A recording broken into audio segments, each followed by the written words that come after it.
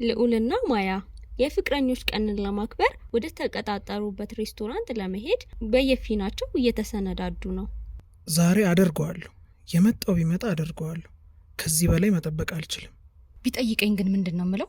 ዝግጁ አይደለሁም እኮ። ማያ ወደ ተቀጣጠሩበት ሬስቶራንት ስትደርስ ልዑል ቀድሟት አገኘችው።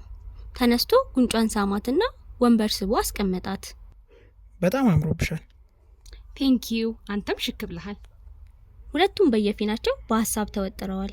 እሱ የመጣው ቢመጣ ዛሬ አብሬያት ነው የማድረው ብሎ ወስኗል። እሷ ደግሞ ይህ ታይቷት ነው መሰል እንዴት እምቢ እንደምትለው ጨንቋት እየተብሰለሰለች ነው። ልዑልና ማያ ራታቸውን በልተው እንደጨረሱ በቦሌ ዋና መንገድ ላይ የእግር ጉዞ እያደረጉ ይጨዋወታሉ። እና ምን አሰብሽ? ዝግጁ አይደለሁም ቤብ።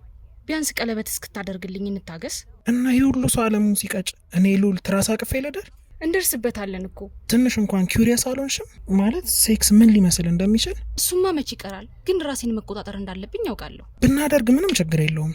ዞሮ ዞሮ የማገባው አንቺን ነው። እና አግባኛ። ምን ተይዞ ጉዞ አሉ። ምንም ሳይኖረኝ እንዴት አገባሻለሁ? ሌላ ወንድ በህይወትሽ ውስጥ አለ እንዴ? አዎ፣ ሁለት። ሁለት?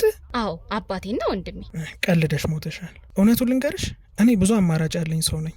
ፍቅርሽ ነው እዚህ የሚያቆየኝ እንጂማ ስንት ሴቶች መሰሉሽ የሚለምኑ። እና አንተ ስል ከነሱ ጋር ልፎካከር? እንደዛ ማለት አይደለም፣ ግን እኔ መጨረሻ ውሳኔን አሳውቄያለሁ። ከጋብቻ በፊት ምንም ነገር ቢፈጠር ሴክስ አናደርግ ነው። አዎ ነው። ገደል መግባት ትችያለሽ። ሉሌ፣ ድሮም በእኔ እንደማትጨክኝ ያውቃለሁ። በቃ አሁኑኑ አሪፍ ሆቴል ሄደን። ኮትህን ረስተሃል። ገደል ግቢ እሺ።